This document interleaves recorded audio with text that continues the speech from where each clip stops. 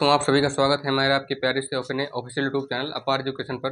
दोस्तों, जैसा कि आपको पता होगा कि हम लोग फिर से आज ईयरली करंट अफेयर्स, आपको देखने से पता चल गया होगा ईयरली करंट अफेयर्स जिसे हिंदी में बोला जाता है वार्षिक समसामयिकी, जिसे पढ़ने से आपको न केवल ईयरली करंट अफेयर्स का, जिसमें आपके डेली करंट अफेयर्स के टॉपिक भी कवर हो जाएंगे, जिसमें आपका जीके जीएस भी इंक्लूडेड है। मतलब जीके जीएस भी आप इसमें जो है शामिल किया गया है आपको समझाने के लिए। हम लोग 4 से 5 पॉइंट में डिस्कस करने वाले हैं। तो दोस्तों, अगर आपको बता दें इससे पहले, वीडियो को स्टार्ट करने से पहले, यदि आप किसी भी ऑल ओवर गवर्नमेंट एग्जाम या ऑल ओवर कम्पिटेटिव एग्जाम में से किसी एक गवर्नमेंट एग्जाम या किसी से एक कम्पिटेटिव एग्जाम की तैयारी कर रहे हैं, तो इसमें सबसे ज़्यादा बेनिफिट होने वाला है आपका इस वीडियो में। तो दोस्तों, इस वीडियो को स्टार्टिंग से लेकर के कंटिन्यू एंड तक आप लोग बने रहिएगा। इस वीडियो को एक एक टॉपिक, एक एक जो है लाइन आप लोग ध्यान से समझिएगा कि मैं क्या बोल रहा हूँ, क्या आप लोग समझने वाले हैं, ताकि आपको एक भी इन्फॉर्मेशन आपके लिए मिस ना हो, जो कि सब खास तौर पर आप ही के लिए बनाया गया है। तो दोस्तों, आइएगा बिना वीडियो को देरी के स्टार्ट करें। तो दोस्तों, हमने आपको जैसा कि पहले ही बताया कि ईयरली करंट अफेयर्स के बारे में हम लोग डिस्कस करने वाले हैं, जिसे कि बोला जाता है वार्षिक समसामयिकी। और ईयरली करंट अफेयर्स को पढ़ने से आपका डेली करंट अफेयर्स का भी टॉपिक कवर हो जाएगा। ये जो घटनाएं हैं अभी हाल ही में 1 महीने की, 2 महीने की, 5 से 6 महीने पहले की घटनाएं ली गई हैं, जिससे आपको आसानी से समझ में आ सके। जिनका छूट गया है पहले का करंट अफेयर्स, उनके लिए भी खास तौर से है और आप लोगों के लिए भी है। देखिएगा, पहला क्या है कि राष्ट्रीय हरित अधिकरण जिसे बोला जाता है, नेशनल ग्रीन ट्रिब्यूनल एनजीटी जिसे बोला जाता है। मैंने जगह जगह पे जो कीवर्ड है उनको हाईलाइट कर दिया ताकि आप लोगों को ज़्यादा से ज़्यादा समझ में आ सके। पहले से ही क्या है कि राष्ट्रीय हरित अधिकरण जिसे बोला जाता है नेशनल ग्रीन ट्रिब्यूनल एनजीटी, इसका शॉर्ट फॉर्म है एनजीटी। ठीक है, राष्ट्रीय हरित हरित अभिकरण का जो शॉर्ट फॉर्म है राष्ट्रीय हरित अभिकरण का, वो क्या है, एनजीटी।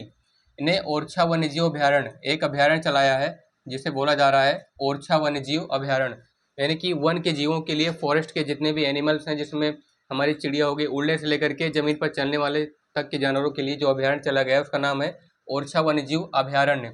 ओरछा वन्यजीव अभ्यारण्य जो कि राष्ट्रीय हरित अधिकरण एंड नेशनल ग्रीन ट्रिब्यूनल के तहत चला गया।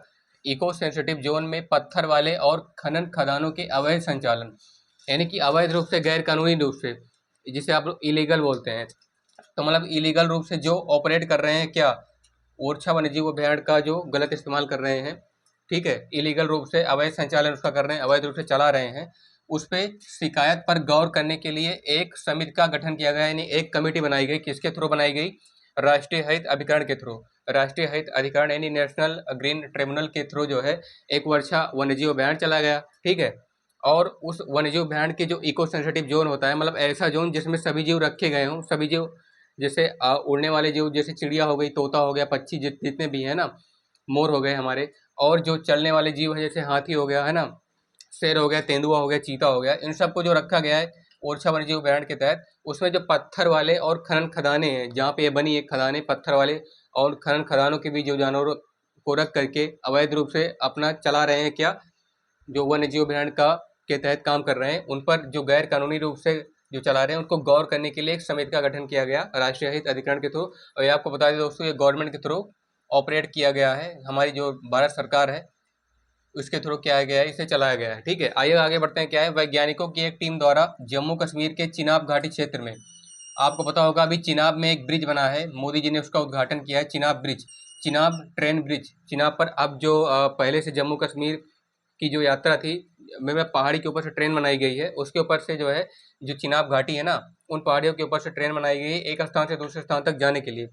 पंजाब से भी अगर आप बैठेंगे, दिल्ली से बैठेंगे, तो डायरेक्ट जम्मू कश्मीर से लेकर के पूरा पूरा जो इलाका है चिनाब घाटी क्षेत्र का, वो आप घूम सकते हैं। तो सबसे ज़्यादा अच्छी बात है। तो अभी हाल ही में वैज्ञानिकों ने, हमारे साइंटिस्ट की एक टीम के थ्रू क्या किया गया है कि जम्मू कश्मीर के चिनाब घाटी क्षेत्र में उसका जो Kishtwar high altitude national park है, पार्क का नाम है Kishtwar high altitude national park, उसमें जो हिम तेंदुए हैं, मतलब जो बर्फ से ढके रहते हैं जो पहाड़, उनके बीच जो तेंदुए रहते हैं, है ना, जो जैगवार रहते हैं, क्या है, उनके लिए एक महत्वपूर्ण खोज की गई है, यानी कि जैगवार से संबंधित एक प्रजाति है, उनको खोजा गया है, हिम तेंदुआ जिन्हें बोला जा रहा है, जो बर्फ के बीच ढके एक इलाके में रहते हैं। ठीक है, आइए आगे बढ़ते हैं। क्या है, वन और आदिवासी अधिकारी कार्यकर्ता आलोक शुक्ला, फॉरेस्ट एंड इन्वेस्टियल ऑफिसर वर्कर, क्या है, यानी वर्कर ऑफ फॉरेस्ट एंड इन्वेस्टियल ऑफिसर आलोक शुक्ला को उनके सफल अभियान के लिए प्रतिष्ठित गोल्ड मैन पर्यावरण पुरस्कार, ये आलोक शुक्ला जो कि हमारे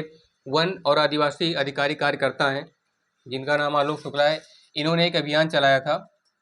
उनका एक अभियान था कि मतलब जो जितने भी अब हम लोग को पता है ना, जब हमारा इंफ्रास्ट्रक्चर इतना डेवलप हो रहा है, मतलब कि हम लोग को घर बनाने के लिए क्या कर रहे हैं कि वन को काट रहे हैं, है ना। जगह जगह पे जितनी हरी झाड़ियाँ हैं, हरी वनस्पतियाँ हैं, वन हैं, तो हम लोग वन को काट रहे हैं। तो उसके उसके थ्रू ना ही हमें नुकसान हो रहा है, बल्कि वन्य जीव जितने भी अंदर वहाँ वन में घर बना करके उनका जो बसेरा है, वो एक तरफ से हम लोग प्रकृति के साथ छेड़छाड़ कर रहे हैं। तो उसको जो है बचाने के लिए हमारे वन और आदिवासी अधिकारी कार्यकर्ता आलोक शुक्ला जी ने सबसे बड़ा योगदान दिया है। उनका कंट्रीब्यूशन रहा है वन को सेव करने के लिए, फॉरेस्ट को बचाने के लिए। एक उनका सफल अभियान के लिए उन्हें जो है क्या दिया गया है, प्रतिष्ठित गोल्ड मैन पर्यावरण पुरस्कार। ये है यानी कि most highest gold man environment reward, जिसे बोला जाता है प्रतिष्ठित गोल्ड मैन पर्यावरण पुरस्कार 2024। अभी दिसंबर के महीने में इन्हें पुरस्कार मिला है। कि किस लिए मिला है, आइए देखते हैं। जिसने छत्तीसगढ़ के हसदेव अरण्य क्षेत्र में, जो छत्तीसगढ़ है, छत्तीसगढ़ का राजधानी रायपुर है, वहाँ के जो जंगल हैं उनको बचाने के लिए इन्होंने क्या किया है, 21 नियोजित कोयला खदानों में से लगभग 4.5 लाख एकड़ 4.45 लाख एकड़ जैव विविधता से समुद्र जंगलों से बचाया है, जैव विविधता वाले समुद्री जंगलों को बचाया है।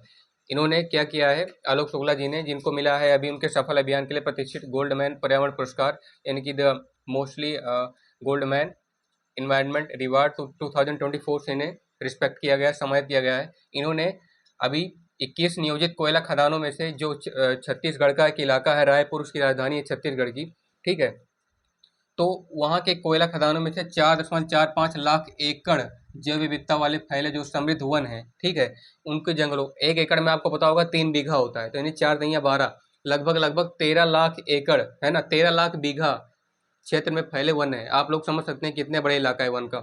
उसको हमारे फॉरेस्ट ऑफिसर आलोक शुक्ला ने बचाया है और इनको मिला क्या, प्रतिष्ठित गोल्ड मैन पर्यावरण पुरस्कार 2024, जो बहुत ही गर्व की बात है हमारे लिए कि वन को बचाने वाले भी अभी हैं। आइए आगे बढ़ते हैं। क्या है कि अभी हाल ही में भारतीय प्रधानमंत्री मोदी जी यूके की यात्रा के बाद भारत किस राज्य की यात्रा पर गए। अभी हाल ही में आपको पता होगा कि हमारे भारत के जो प्रधानमंत्री पीएम है, प्राइम मिनिस्टर हैं नरेंद्र मोदी जी, वो यूके के प्रधानमंत्री यानी कि केन स्टॉर्मर, यानी कि ब्रिटेन के, यूके मतलब यूनाइटेड किंगडम मतलब ब्रिटेन होता है, ठीक है, तो ब्रिटेन की यात्रा के बाद जो ब्रिटेन के जो राष्ट्र प्रधानमंत्री हैं केन स्टॉर्मर, उनसे मिले, ठीक है, उनसे फ्री ट्रेड डील पर बात की। जो हमारे देश के आयात निर्यात होते हैं, जो बिजनेस होता है, व्यापार होता है, उस पर जो है एकदम फ्री ट्रेड डील, यानी कि कोई भी टैक्स, कोई भी जो टैरिफ होता है वो नहीं देना पड़ेगा हम लोगों को, कोई भी जो है जीएसटी वगैरह नहीं देना पड़ेगा। तो उस पर बात हो गई है कि अब हम भारत जो है ब्रिटेन से फ्री में डील कर सकता है, ब्रिटेन भी भारत से फ्री में क्या कर सकता है, आयात निर्यात इम्पोर्ट एक्सपोर्ट कर सकता है। तो उसकी यात्रा के बाद हमारे प्रधानमंत्री नरेंद्र मोदी जी जो है भारत किस यात्रा पर गए, ये पूछ रहा है। पहला है मध्य प्रदेश, भारत के मतलब किस राज्य की यात्रा पर गए, तो पहला मध्य प्रदेश है, दूसरा उत्तर प्रदेश, तीसरा है तमिलनाडु, चौथा है आंध्र प्रदेश। तो आपको अगर बता दें दोस्तों, प्रधानमंत्री मोदी जी अभी जस्ट साउथ इंडिया के एक स्टेट में गए हैं, कौन, उसका नाम है तमिलनाडु। यानी हाल में भारतीय प्रधानमंत्री भी मोदी जी क्या है, कल लगभग परसों से कल के बीच जो है ये तमिलनाडु गए थे। हाँ सॉरी, कल ही गए थे तमिलनाडु प्रधानमंत्री मोदी जी। इनका अब वहाँ पे भव्य स्वागत किया गया मोदी जी का, जो कि हमारे honourable prime minister, honourable Indian prime minister हैं, क्या है, प्रधानमंत्री मोदी जी।